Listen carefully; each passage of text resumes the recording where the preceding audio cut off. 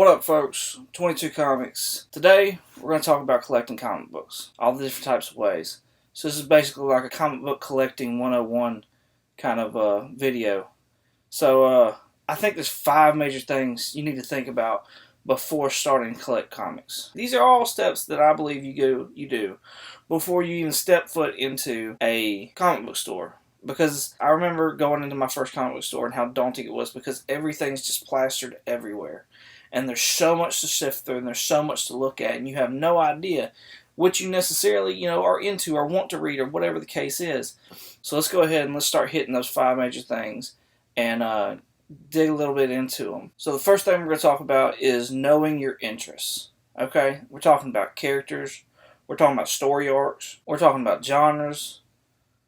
All these things, you need to think about what you're interested in, what you may want to read. If you're a Superman fan, of course, you're probably going to want to read Superman books. You just saw the Civil War movie, so now you want to read the Civil War storyline. And you're going to see how different it is in the comic books compared to the movies. The Secret Invasion TV show is coming up. It's a good time to sit there and start reading that story so that you know ahead of time what that TV show is going to be like. You're more of a romantic type. So Saga may be a book you want to read or something along those lines. Or you're into horror, okay? So Gideon Falls or Something's Killing the Children, something like that. That may be something. So just know what you're interested in. Alright, let's get on to number 2. Number 2 key before going into a comic book store and comic book collecting is how are you going to read these books? Are you going to read floppies or single issues as we call them? Or do you want to have, a whole story arc in your hand, maybe a trade paperback?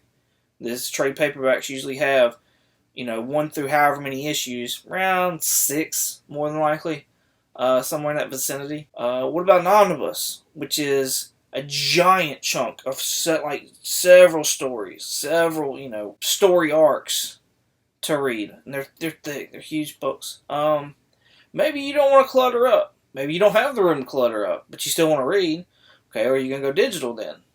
So, if you're going to go digital, then there's no point you're not even going to be going into a store, really. I mean, you can go to, get ideas and stuff like that, to communicate with the community, and talk with the community, but you're not going to be going into it, there's no need to go into a store at that point in time, because you're going to be doing it digitally. And certain companies are putting out certain things, I want to say that Boom Studios is putting out these collector cards that once you scan them or whatever, you pay for the card, and in that card is a whole trade paperback but digital. So you'll be able to get trade paperbacks digitally, and you'll be able to get floppies digitally or single issues digitally. And I think you can even get omnibuses now digitally. There's different ways to read, so you need to figure out what you have the space for, and if you want to use that space for collecting comic books. Key number 3 rolls right off of key 2, how you're going to read your books. Key 3 is how you're going to store your books. So again, do you have the room? Do you have the shelving? Are you going to want to buy boxes? There's short boxes, there's long boxes. You got to make sure you have adequate shelving, strong enough, sturdy enough shelving to be able to support short boxes, long boxes, because they weigh a good bit. If you decide to go the omnibus route, you're going to have good shelving for those, because those are thick, huge books. Okay, so don't think just because you're going to go the omnibus route that you don't have to have the shelving. You do, because they boast shelves all the time. People are constantly having to put supports in and stuff like that to support their omnibus collections. And omnibuses, by the way, are also expensive. So we'll get into that later, though. So think about how you're going to store your books. On top of the boxes, mine are floppies. Mine are single issues. So each one of my comic books is also in a bag and board.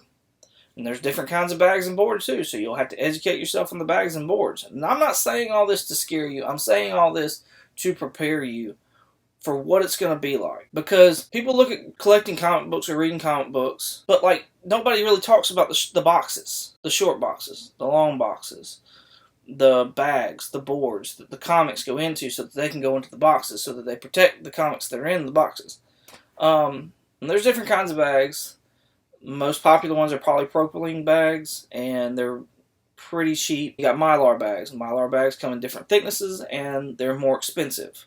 I've been switching over to Mylar especially for my key books and the books that I really like. And you're going to want to make sure that your bags and boards, which are like thicker than cardstock, more or less, you're going to want to make sure all this stuff is acid free, because the longer it stays in there, the more gas that it emits, the more that it starts doing damage to your book. Alright, key number 4 is going to be make a budget. Now, you may be single and you may not worry about it all. It's real easy to start just going.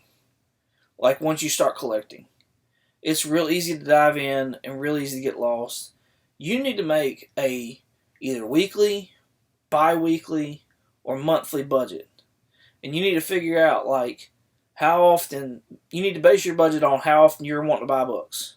If you want to buy books monthly, you just have one giant lump and then go buy your books, or buy them digitally, or whatever else the case is. The same goes for if you want to go to the comic shop every week. You need to have a weekly budget of how you're of money in hand to go buy what you need, whether that be boxes, whether that be bags and boards, whether that be books. You need to have a weekly budget of what you're going to spend, what you're going to allow yourself to spend on books and on this hobby. Don't want to get out of hand. Okay, you can always increase, decrease, whatever it is the budget is as things go on. But make yourself a budget. Stick to your budget. Unless something comes up, whatever else the case is. Maybe you get a raise. I don't know. Alright, I'm about to tell you on my 5th and final key. Before that, if you're digging what I'm putting out, if you like this video so far, please go ahead and hit that like button down below. Go ahead and subscribe too while you're at it. I would greatly appreciate it. It really helps me out a lot. Hit the notification bell so you don't miss any of my videos. And the 5th and final key is to now finally decide where you're going to buy your books from.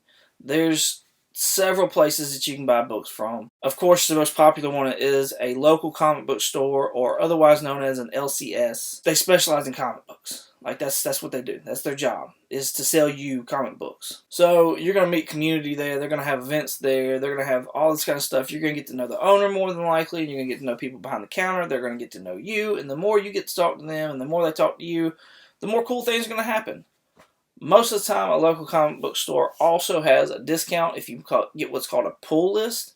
And a pull list is where you basically make an agreement with the comic book store that, hey, I want these books either weekly or monthly or bi-weekly or whatever the case is, and I'm going to come by and I'm going to buy what's in my pull list.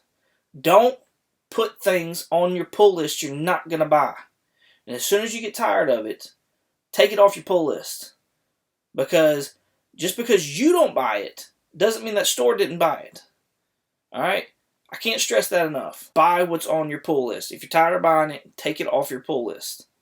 Because then the store owner doesn't have to buy it anymore. So they're not out money. But they'll more than likely give you a discount if you do a pull list. There's online stores. There's online comic book stores. The one that I usually go to is called mycomicshop.com.